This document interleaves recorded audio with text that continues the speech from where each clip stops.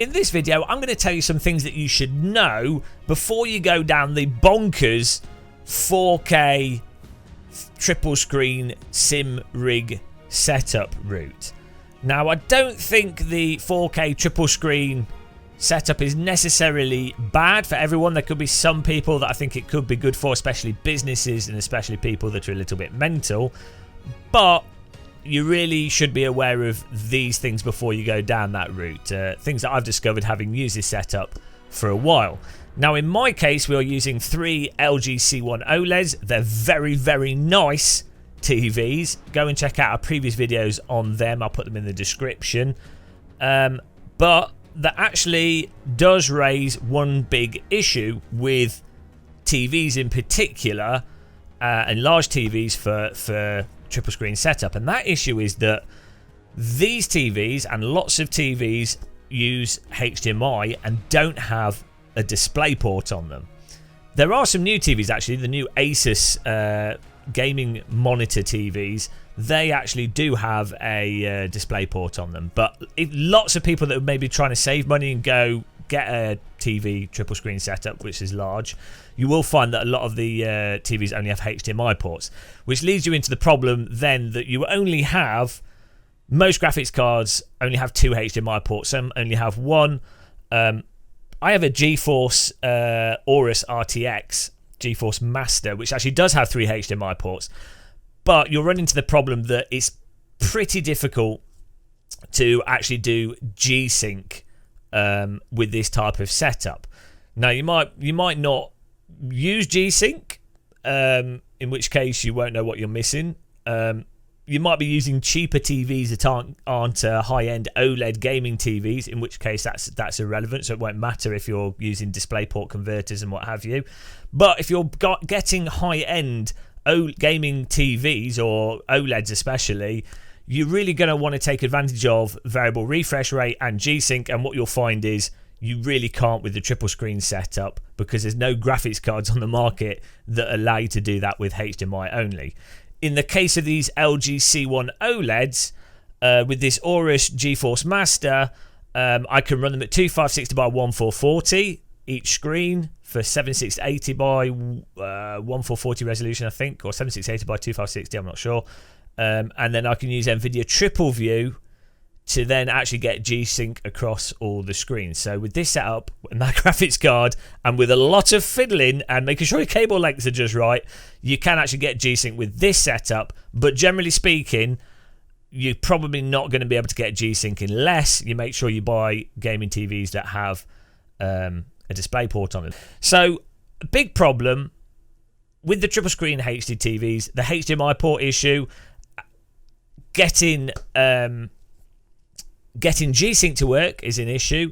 And if you're not using G-Sync, another problem you'll find is if you've got 3 big TVs that are 4K, driving 3 4K TVs at 4K each, you're really going to struggle. Like maybe a 1490 will probably be able to get sort of 100, well, probably like 80 to 100 FPS in many games on medium settings. Like a 3080 Ti that I've got, with triple 4K, you're not going to get more than like 60 FPS in most games on medium settings. With 2560 by 1440 on each screen, I can normally get to 112 FPS on medium settings in most games at that resolution. So you're going to be sacrificing raw quality of the image, and you're really not going to be able to run the screens, all 3 screens, at 4K. So the fact that they're 4K kind of becomes irrelevant. If you're using 55-inch screens, which I think are too big personally, which is what I'm using here, you'd be further away, so the fact that you're not running each screen at 4K might not be that noticeable. But again, you're getting 4K TVs and not using the 4K. So there's the resolution issue and the issue of actually being able to run 4K TVs at a high frame rate as well, and you're going to really need an absolute beast of a graphics card. And even if you do have a beast of a graphics card, there's going to be quite a lot of fiddling with the simulators to get the settings so that you're getting really good frame rates. Now, if you're happy with 60 FPS, and maybe you've got 3 TVs that are running at 60 FPS, a 38 will probably let you get really decent settings in most games with the triple screen there. But I wouldn't be happy with 60 FPS. I would compromise triple screen or anything and graphic quality to be getting over 90 FPS, ideally over 100 FPS, because I think that's a point with frame rate where you really, if you've ever used OLED screens and used them at like OLEDs with 120 hertz and then gone back to an LCD, you're like, oh my god, it's like I've gone back in time. So yes, I would say the compromise in performance you have to do to get 3 4K TVs to run, or if you're forcing yourself to run them at 60 hertz, and if you haven't got G-Sync, you might be forced to then run them at 60 or 90 or 100 hertz with V-Sync. That then becomes quite a problem and quite a limitation. Now, that might not be too much of an issue if you're sort of new to Sims, or if it's an entertainment center and just general members of the public are using it and they're not used to like really good low latency, high frame rates and OLED stuff, and they're not as, they've not been spoiled like a lot of sim race or gamers that are used to gaming screens have been. In that scenario, absolutely fantastic. We still look really good at a trade show. It would still be good as a demo unit for most people, but for a sort of anally retentive home sim racer that spends a lot of money and wants the absolute best, again, it's really a bit of a problem. Now, I'm going to assume that if you're buying large TVs, even 342-inch TVs, I'll assume that you've got the space for those TVs. Why else would you be considering it? I mean, it's not like you'd put 355-inch screens in a Victorian basement. That would be stupid. So assuming you've got the space, even then, the monitor stands and getting a monitor stand that works and allows you to line all the monitors up nicely can be a real pain in the arse. Now, in my case, I use 2 random Amazon monitor stands. I wouldn't necessarily recommend them, so I'm not going to give you a link to them. I bought them in a rush because I needed them to be able to use these monitors and review them. And then I use a next level stand in the middle. Ideally, what you'd really want is some kind of T-slot solution or actual monitor stand mounting solution. Again, they're actually really quite expensive, and some of them, I don't want to diss brands in this video, but some of them are a little bit janky. And again, many of the stands, apart from the T-slot solutions you can get, many of those stands actually take up far more room away from walls. They've got quite a wide foot space on them, even very good quality ones, which you would have to consider. So with any triple screen setup, you have all the different the having to power for all those TVs, cables for all those TVs. But with the large, even 42 or even 32 inch TVs, the whole stand triple screen stand thing actually becomes quite a consideration, and then lining them up is actually quite a pain in the arse. So it's a rather convoluted, not neat and tidy setup. And I actually personally think there's a lot to be said about very small setups, like a single ultra wide, or even like not a full ultra wide, 50-inch ultra wide, but like just a basic ultra wide, or just a VR headset, or even just one single TV, or just a gaming monitor. Personally, I really like that. There's a simplicity there which is absolutely fantastic. If it wasn't for reviewing all this sort of equipment and doing YouTube videos and things, I would probably keep things a lot more minimal and a lot more simplistic. Now, it is worth saying another huge problem with triple screens in general, this is not just crazy triple screens, but like any triple screen solution, a big issue is that different games actually work to different degrees, better or worse, with triple screen setups. So as I said, with this setup I'm using, I have to use NVIDIA triple screen, the NVIDIA, I can't remember what it's called, the thing that makes it into one single screen, which then messes things up if you actually want to use Windows in a Windows way, or if you want to use, so triple screen in Microsoft Flight Sim doesn't actually work with the NVIDIA triple view stuff. So you actually find that a lot of the games, unfortunately, don't necessarily work that well with triple screen, or if you're using NVIDIA Triple View, if you then want to play something like Hell Let Loose or Counter-Strike or a non-driving sim game, you'll find issues of going backwards and forwards or getting them to work with those setups.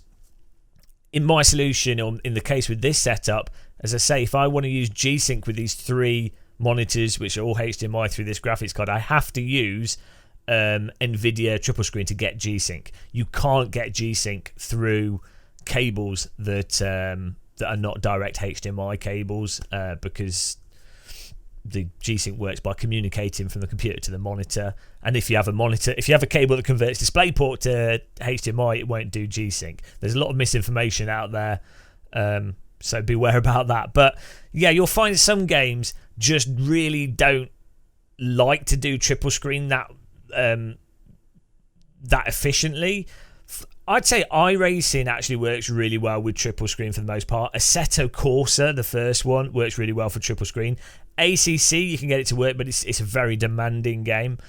But then you have stuff like Microsoft Flight Sim. You might have stuff like Euro Truck Sim, or, you know, for the most part, they do. To be fair, they do actually work with triple screen. But when new stuff comes out, you'll find that some games don't support proper. They don't do like the edges of the field of view properly. WRC Legends, for example, or I don't know. When new sims come out, they often don't necessarily do triple screen properly, and even the ones that do triple screen properly, you might have to use, if you're using NVIDIA Triple View, you'll then find that makes things not work well with other stuff, or if you're not using it, you know, basically, if you're just playing one simulator, if you just play iRacing, you might not really have any problems, or 1 or 2 sims might not have any problems. But if you're the type of person that likes to play lots of different driving simulators, lots of different games, and fully utilize your awesome setup, then you'll probably find, especially with TV-based triple screen solutions, that you'll get issues with just the raw nature of triple screen. And this is why I really like, again, either a single wide monitor, VR headset, or just a basic monitor. Triple screen is still a bit of a pain in the arse in terms of support with the different games. So it's definitely something really worth considering if you are looking to go for the triple screen TV route. There can be a lot of fiddling involved, especially if you play lots of games. If you just play 1 or 2 sims, probably not a problem. Then, of course, other issues you have is, and what I've noticed, if you do have G-Sync, let's say you've got the new Asus monitors, or you've got G-Sync working with these LG monitors through having a graphics card with three HDMI ports, sometimes screens will blink for no reason at all. If the frame rate really drops down, you can have it where a screen will just blink on and off. Now, it's not all the time, and it's super, super random when it does do it. Sometimes you can just turn all the TVs on and off and it'll fix it. But you can occasionally just have this weird blinking that occurs. It's going to depend entirely on the graphics card you've got and your specific setup. But the point is, it's again more an issue of when you've got so many TVs, so many cables, and stuff on the bleeding edge of what's possible with a graphics card to actually run, especially with the resolutions and the frame rates, you really do start to run into like weird, inconsistent issues that NVIDIA obviously haven't tested certain solutions with certain graphics card manufacturers won't have tested it because 5 other people on Earth happen to have the same setup. So you really do have to realize that you're sort of opening yourself up to sort of edge case issues that you are going to have to solve yourself, or there might not be a solution for, or it's a really weird hacky solution. And with the blinking monitors, that's also worth bringing up the issue of cables. Again, this is more if you're using 4K TVs, monster setups on the bleeding edge at high free refresh rates. I went through a whole load of cables to get my setup to run, and that's at 2560 by 1440 on each screen to hit 120 hertz with this specific setup. With higher frame rates and refresh rate resolutions and refresh rates, you really have to be careful. Largely, cable length is especially with HDMI cables, cable length can really quickly cause issues if you go over, I think it's 2.4 meters or 2 meters.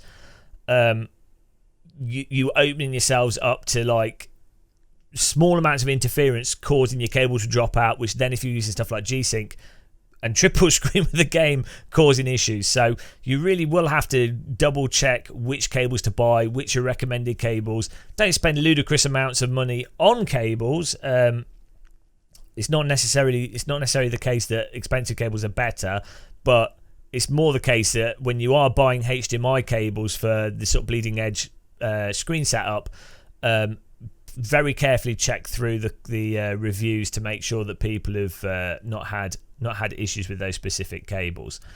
I said I've gone through quite a few cables just to get stuff to be really consistent. And you'll find if you've got 3 55-inch monitors that you can use 2 short cables for the ones that are closest to the PC, but unless you have your PC behind your rig right in the middle, you're going to have to use 1 longer cable, and then that cable is going to be more prone to having issues with interference or timing or whatever goes on with having slightly longer cables or not perfect cable situations. So you know, that's the thing, is like these sort of high-end solutions on the bleeding edge, and you are opening yourself up to potential issues even if you've done stuff perfectly. You could ask Will from Boosted Media. You can ask on his forums or message him, or when he does a video in his comments, and he will go through these same sort of things. Anyone that's had these sort of bleeding edge sim racing setups will be able to tell you that there's a long list of troubleshooting issues and weird things to consider, to the point where I'm pretty sure with Will, he has like a checklist before he gets going with certain stuff to make sure everything works. I'm not that organised. I just bang things until they work because I'm a bit dumb. But yeah, it's a lot of fiddly stuff that you have to be prepared to deal with. But maybe you don't mind that.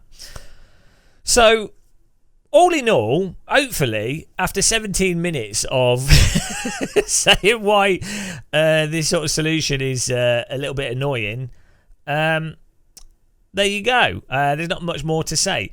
I will say, if you don't mind that fiddling, then it's maybe not a problem for you. I'll also say things are getting a lot better with, especially with using TVs for triple screen solutions. Especially if you're using DisplayPort cables, like the new Asus monitor. That will work a lot more seamlessly, and your computer will see it more like a monitor, and that will reduce a lot of the complexity and a lot of issues. So over the next 3 or 4 years, your TVs are going to be much more like a general monitor, much more plug and play. But even with monitors and gaming monitors, a lot of the issues that we discussed will still apply: performance, having a fast enough graphics card, game support, and everything. So, well, you know, there you go. What a nice, concise video. If you've got any questions about large triple screen setups, let me know in the comment section what your question is, and I'll try my best to answer it. You know, maybe I can solve an issue you're having potentially, or maybe other people can solve it. And what I will get asked, I'm pretty sure people will say, what would you recommend? Would you go with a triple screen TV setup? It's really going to depend on the person. It's going to depend on the situation, or even there's a lot of businesses that do this kind of setup. So it's going to depend. This is going to really depend on a lot of variables to know for sure, to say to someone that's the right setup for you. I personally, generally, would rather have a more simplistic setup. I think things tend to work better with either a single screen or a VR headset.